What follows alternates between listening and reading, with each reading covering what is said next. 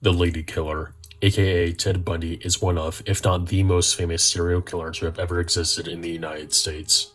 With his killing spree only lasting 4 years from 1974 to 1978, he confessed to have murdered 30 people, most being young women of Caucasian descent in college.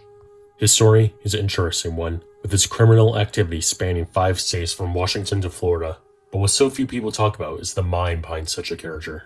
What may have caused him to commit these acts of pleasure, and what possible disorders and conditions ate away at his brain for many decades.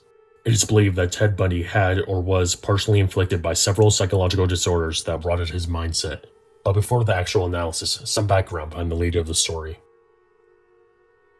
Theodore Robert Cowell was born in 1946 in Burlington, Vermont, to his unwedded mother. However, a key trait that may have inflicted psychological damage on the young man is that for many years he was raised by both his parents and older sister. But what the family hid from Ted for many years is that his parents were actually his grandparents. Not only that, they also kept from him the fact that his older sister was actually his birth mother. Oh, apologies. Wrong person. There you go. Much better. Anyways, Ted's mother would ship him from his grandparents to marry a man called Johnny Bundy. After that, the family will move to Washington, and the pair will have multiple children of their own, leaving the young, now named Ted Bundy, silent from both his father and mother. After that, however, is when Ted attended the University of Washington, and where he studied law, and where he got his charm and charisma. The same charm and charisma he would use to lure young, unsuspecting college women to help him load supplies into his VW Beetle and bludgeon them when they least expected it. After that, he will usually bring them to either a remote location or his residence and strangle them. But before burying them, he will then do stuff to the body. Stuff that we will discuss when looking into his disorders. He would continue this while moving from state to state and even being arrested on one occasion, but managing to break out. But in 1978, he was captured by an unknown Florida officer who pulled him over, took him in, and after much sentencing, confessing, and paperwork, Ted Robert Bundy was executed by electric in 1989. His final words being, "I'd like you to give my love to my family and friends." Ted Bundy was a man of great and convoluted mental troubles. Go figure. But the specific psychological disorders he had can be condensed into 5, but also 2 that will be discussed at the very end, the reason being addressed then.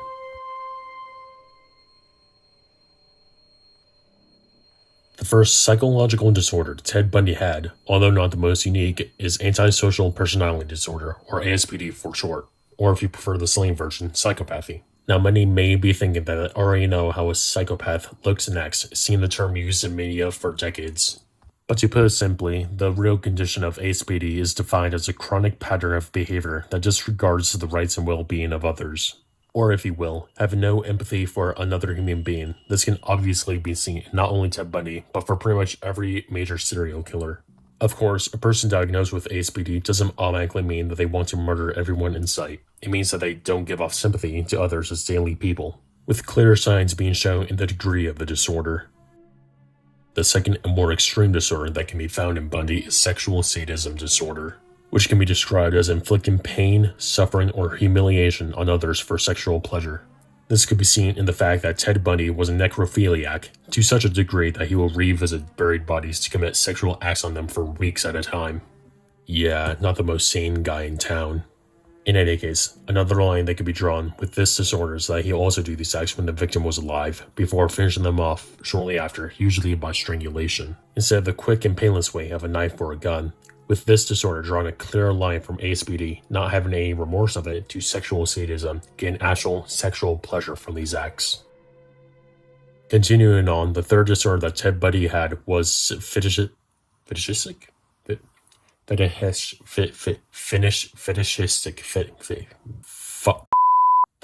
disorder, which can be described as having sexual arousal from a specific body part, having such an intense sexual arousal that it intervenes with work, schooling, or daily life, and the disorder lasting more than 6 months. Although it is not known whether Ted Bundy had an attraction to a specific body part, what is known is that he will spend whole days with his victims, committing crimes against humanity against them, skipping whole days of his job, which, if you didn't know, his job was, and I quote, Assistant Director of Seattle Crime Prevention Advisory Commission, with Bundy even writing a whole paper on rape prevention, further cementing him as a pillar of the community, which helped him from getting captured by police, even after 2 people reported him after his police sketch came out. A missed opportunity, to say the least. Ted Bundy's fourth psychological disorder was narcissistic personality disorder, which can clearly be seen in his use of both his charm and good looks to manipulate people and gain attention, a common trait with people with NPD. Another defining trait, much like ASPD, is a severe lack of empathy, but different from regular psychopathy, is commonly the entitlement that comes with NPD. With Bundy, displaying his strong sense of entitlement by believing that he deserved to have whatever he wanted, including the lives of his victims. Finishing the 5 psychological disorders, the 5th disorder Ted Bundy had was almost a mix. Machiavellianism is usually defined as a triad between itself, psychopathy, and narcissism. But Machiavellianism can be defined as a cynical lack of empathy, a belief that humans are only interested for themselves and are worthless. But what makes Machiavellianism unique is its abundant deceitfulness, his signature willingness to lie, cheat, or manipulate to further one's goals. Which in Ted Bundy's case was to murder as many people as he can to gain some sort of pleasure in his life. Now, I mentioned earlier in the video that I kept 2 extra disorders until the very end. The reason behind this is because these disorders are somewhat questionable when trying to apply them to Bundy, seeing how they can both be fitting and non-fitting for such a character as himself. One of the 2 disorders that I am talking about is histrionic personality disorder, which is characterized by excessive emotional manipulation, which with no explanation is a key trait of Ted Bundy. A tendency to get easily bored, which can also be applicable to Bundy, seeing murder as a way to seek excitement. But the disorder is also distinguished by the person being highly suggestible or easily swayed, which is quite the opposite of the poster child of manipulation. The second one and last on this list is obsessive compulsive personality disorder, or OCPD, which is symbolized by perfectionism, orderliness, and control. Now, this may not be seen in his actual killings, but the reason why it could be seen and why he had OCPD is because of what he would do after. Besides from being a total scumbag and violate the bodies, he will actually take decent care of them, dressing them up in women's clothing, putting makeup on them, and even shampooing the dead body's hair.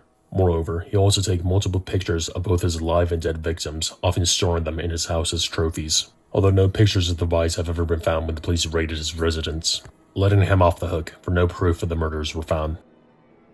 As we've explored in this video, Ted Bundy was many things, not just a cold-blooded killer, but a complex man, shaped by a blend of psychological traits and personal history. His narcissism, manipulative behavior, and callousness all contributed to his terrifying yet alluring character he built over time. Understanding the psychology behind Bundy's actions doesn't just help us comprehend one of history's most famous and prolific serial killers. It offers us a window into researching the dark and often disturbing complexities of the human mind. Let me know your thoughts on this video in the comments below. And if you enjoyed this deep dive into the mind of Ted Bundy, please like, share, and subscribe for more psychological analyses of notorious figures. In the meantime, thanks for watching, and God bless.